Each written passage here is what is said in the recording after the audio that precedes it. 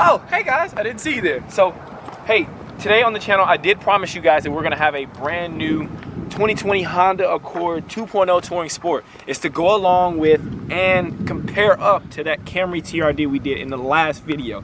Before we get into today's video, I wanna give a quick shout out to my homegirl. She let me use this car. It's an amazing car. We're gonna talk about everything that we like, everything we don't like, and we're gonna actually go for a little drive this time. So, without further ado, let's get into the video. But before we start there, I want to make sure you guys go over to my channel, Junior's Take. Please hit that like and subscribe button after this video. Thanks for the support, and I will continue putting things out. But with all that being said, let's jump right in. What happened?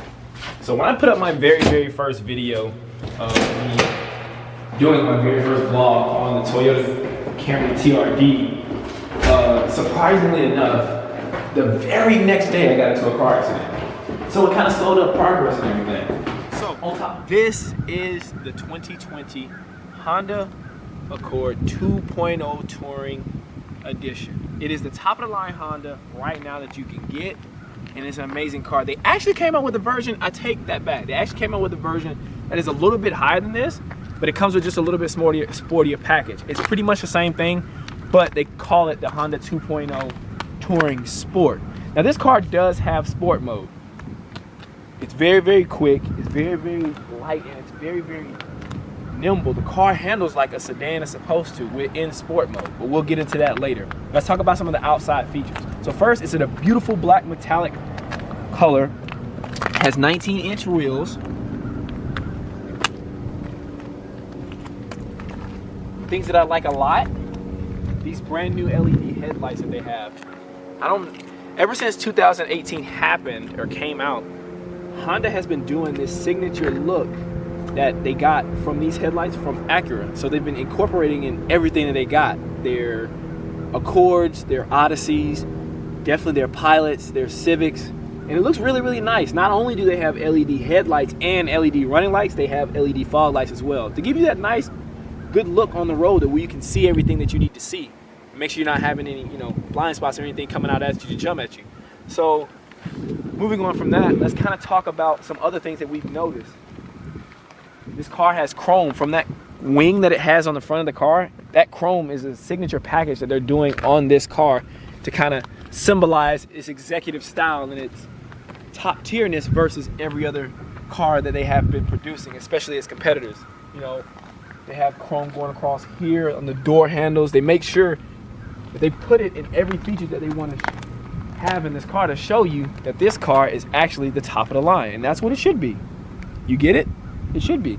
So let's talk about pricing and fuel economy. So fuel economy is right around 29 to about 36 miles to the gallon, city and highway. So that's actually pretty good. That's not a huge step down. I mean, it is running a 2.0 four-cylinder turbo motor, which Hondas are starting to do in almost all of their vehicles now. They're just slapping a turbocharger in every one of their vehicles, which is pretty cool because it still makes an insane amount of horsepower for what it is and an insane amount of torque. So it really doesn't lose a lot of, get up or speed, but you're not really going faster. This is for an affordable, everyday sedan that you want to drive. And does it compare up to the Honda TRD? I think right now it does. So let's talk about the interior too. Before we go into that interior, it does have blind spot monitoring on either one of these mirrors. Keyless entry, another cool feature that a lot of cars should have nowadays, coming 2020, 21. You should have that. If we're paying right around $36,000 or $30,000 to $36,000, we should have these type of features in these type of cars. We shouldn't really be lacking a lot of things. And one thing that I noticed that the Camry TRD did not have was a sunroof. But, that's neither here nor there right now. A lot of the things that this car has is really nice. Let's talk about this selector switch for the transmission. No other vehicle from the Honda lineup has this other than the 2.0 Touring and the Honda Accord hybrids. This is a really nice feature. Everybody else has their normal gear shift selector where you just put your hand on the knob and press in, and then you're able to, when you press the brake, you're able to remove and go into whatever gear you need to go in, whether it's forward or reverse or park or whatever that you have to do. But this one is just button touch with, using using the brake. But everything else is really nice with it. It's, you know, it's pretty standard. But there again, like I said, it's a top of the line Honda, so I don't expect it to have anything less than what it talks about it having. You know, the top of the line things, that's what it's supposed to have. So let's go ahead and just like turn it on really quick and talk about the dash. So Honda did something really cool that I like, and I think Camry, the Toyota brand, should have did it. And I told you guys in that last video that they were really behind on that cluster. Is it being digital? Now, no, this one is not fully digital. This one is half and half. So this side you're able to customize, and you can see how it's telling me that my door is open. You're able to customize it, you know, using this home button here. You can check on your tachometer, range, fuel, speed, time, audio, phone, navigation, traffic sign, you know, all of these things that is really pertinent to what a car should have for the price that you get. And seeing that the TRD and this Honda are pretty much in the same category, I expected that TRD to have such things, but it did not. It was kind of lacking in those areas, and I think that this right now is executively a little bit better, especially when as far as interior goes. You have heads-up display. That's another thing that I believe that cars that are coming out right now should be kind of a little standard feature. I understand that it costs a little bit more, but you're paying for a luxury car. You're paying for a nice sedan that you're going to drive every day, something that you're going to be in tune with every single day. So you need that. Moving on, it does have blind spot monitoring, like I talked about. It does have lane assist. It does have adaptive cruise control. So if you guys weren't there from my last video, adaptive cruise control is just something that a lot of people need to have in their cars nowadays, which is a really cool feature. That if I'm going about 70 miles an hour on the freeway or the interstate or whatever you guys want to call it, but if you're going that speed and you set your cruise control to that, it'll stay at that until either someone comes in your lane or you come up on somebody that your car will allow itself to slow down to a safe distance and a safe speed until you either move out of that lane or they move out of that lane, and then it will speed back up to the speed that you had already preset by itself. You would not have to do anything. You would not have to change in speed with your foot on the pedal. It'll do it automatically. It'll do it by itself. That's really cool. That TRD had a sport mode, but this car's sport mode is a little different. It did lack horsepower in this car. So that TRD has 301 horsepower. This only has 252, but it does have 278 pound-feet of torque. They're both front-wheel drive cars. This one's just happened to be a smaller engine, and it's turbo.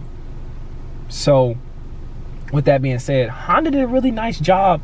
Instead of taking that 8-speed route that Toyota took with the Camry, they went a 10-speed, and it's really good for fuel economy. But when you change over into sport mode, you'll see later on in the video that it's really fun. It's really fun. Before we get off of interior and actually go for our drive, let's also talk about the space that this car has. So sitting in here, it does have good headroom.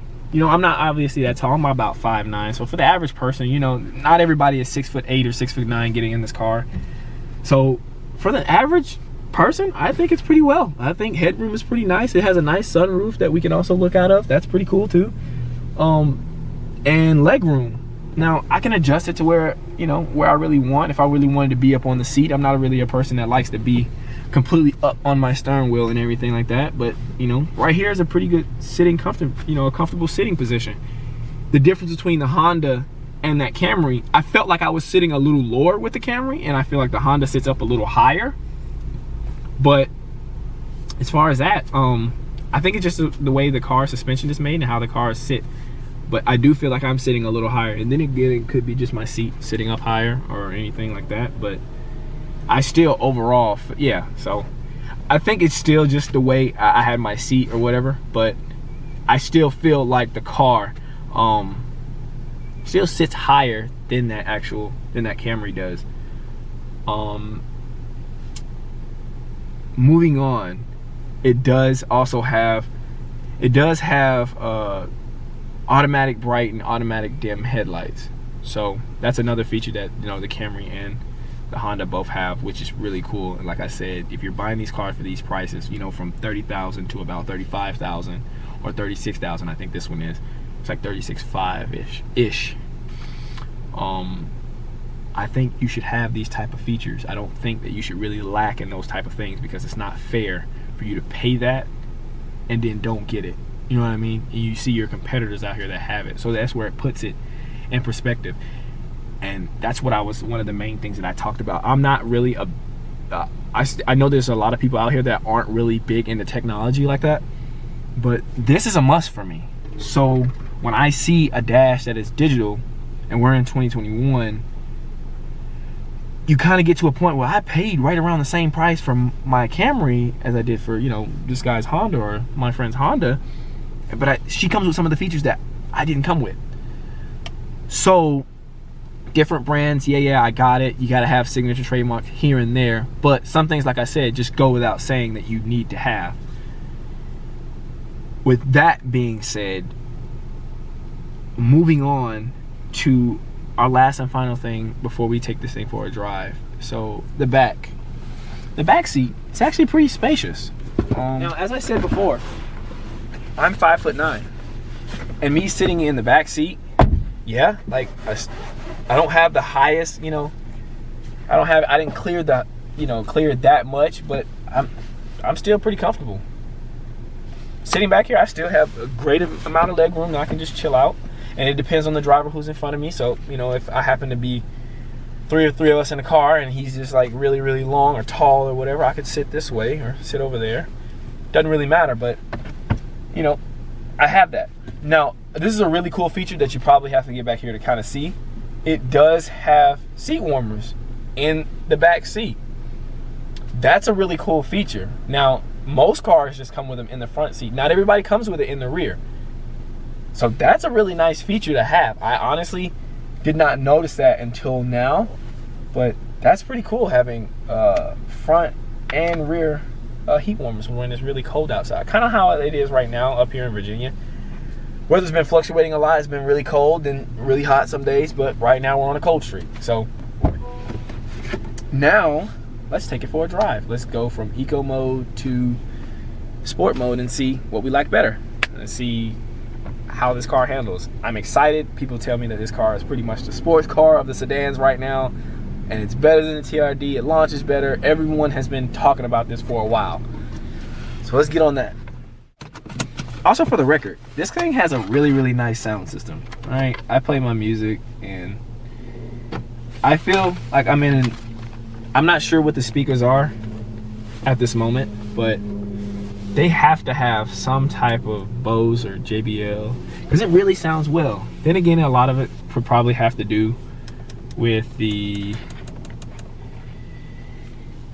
phone itself. You know, a lot of phones have equalizers and stuff, but you can do a lot of it right here on this screen that they have integrated into the car. And that's the other part about the Camry and the Honda. They both have a touch screen, which is pretty nice because you can also use the buttons here too, but if you wanted to, it is touchscreen, so it's kind of, you know, it's kind of at your use. But here again, this car has the same thing that the TRD has. It has a charging pad down here for you to charge your phone, which is really, really nice and convenient. I mean, it works out well if you're using your phone Bluetooth wise, but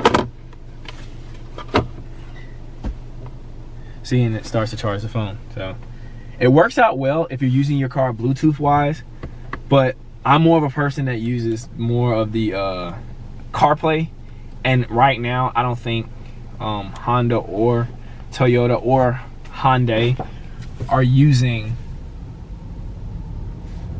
wireless Apple CarPlay.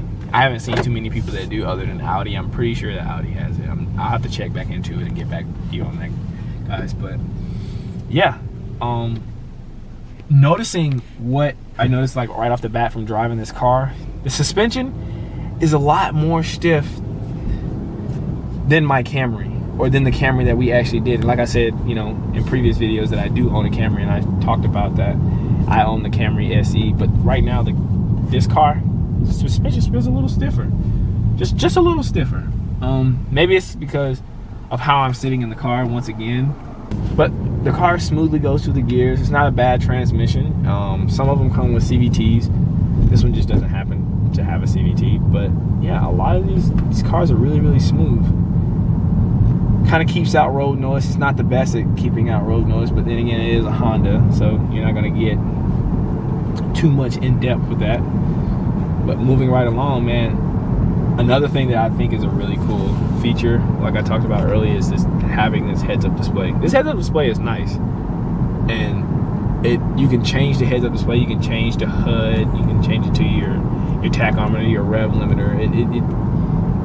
It's pretty nice. It's pretty nice, and it also keeps you in your lane. It tells you when you leave out of your lane too, just like this car, would normally do if you would have got out of your lane without having, lane assist on or having it on and you weren't paying attention. It'd come up right here in your dash, and that's the cool feature about having it, digital. But what do you think, man? How do you, I got my buddy here, Mitch, and he usually does my videos and stuff for me. But so, what are you thinking, man? What's on your mind? Like, how do you feel about this car? How do you feel like it rides? It's nice. It's smooth. Smooth.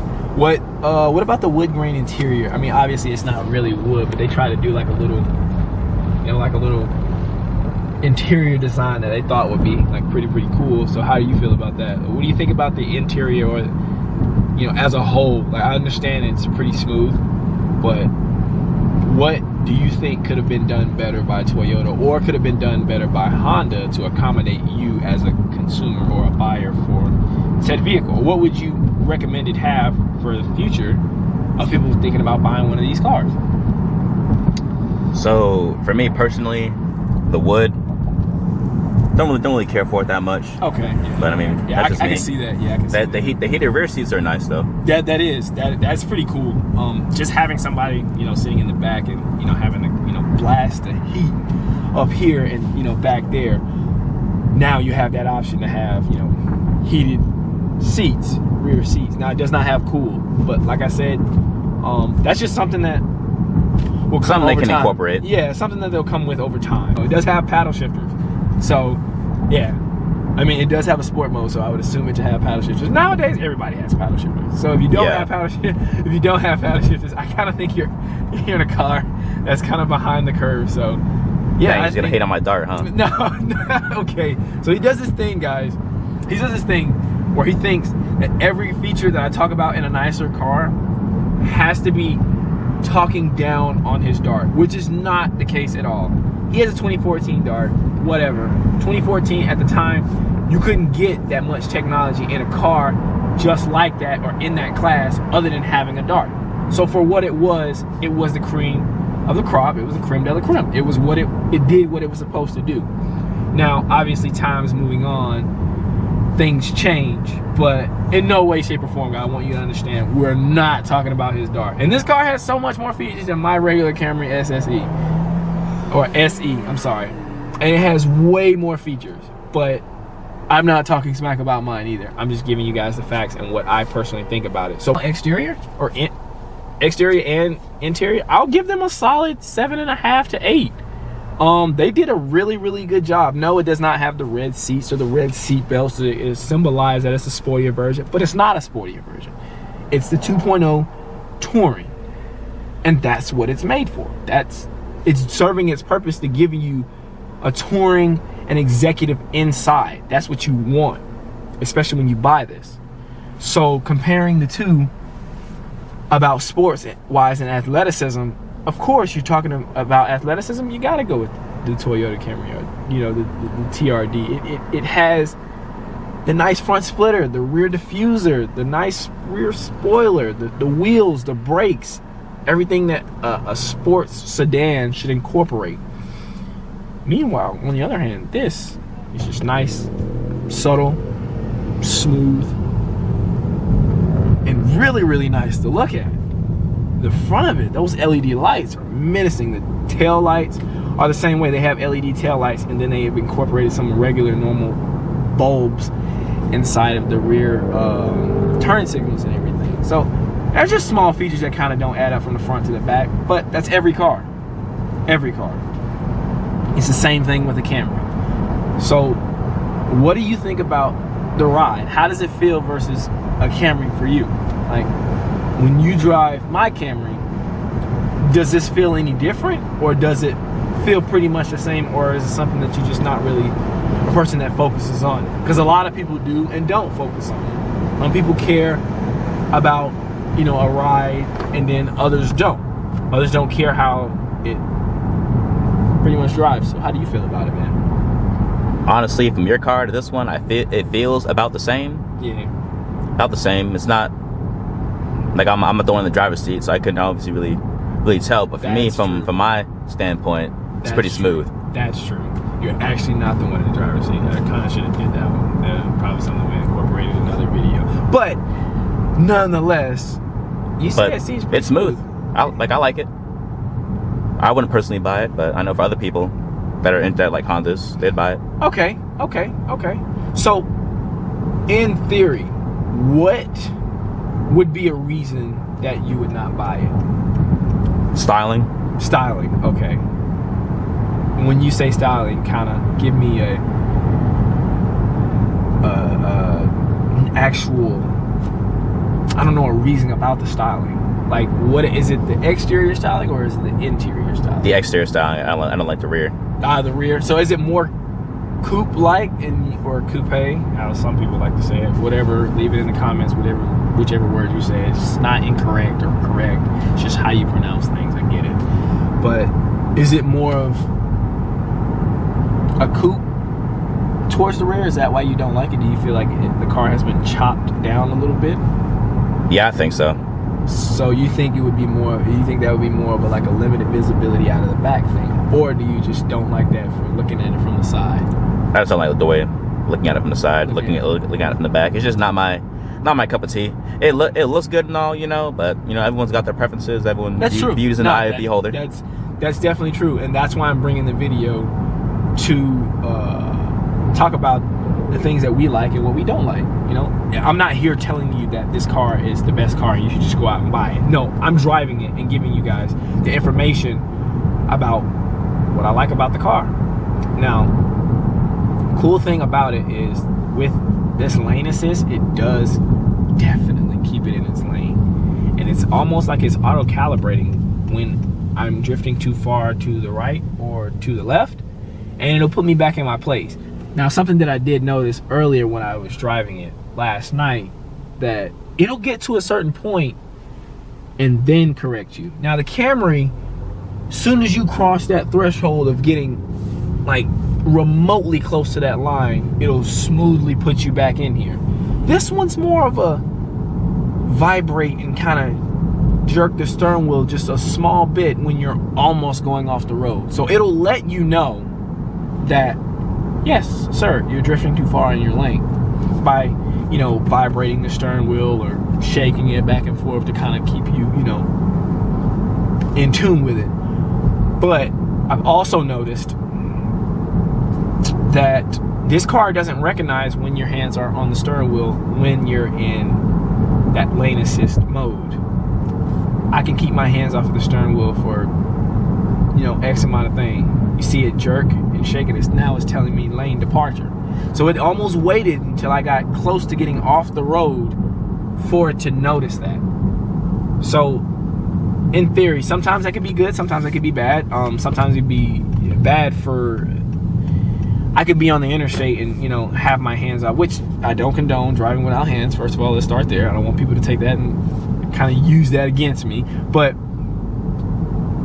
what if that's too late? You're already in another lane and a car comes up and smacks you, and then, you know, you should always be fully aware and fully focused. But obviously that's not the case for everyone in America, because, or everyone that buys this car, let's not just say America, but wherever this car is sold, that's the reason why they put that feature in the car, because everyone isn't focused all the time and they understand that. So I think they could probably get better at changing that.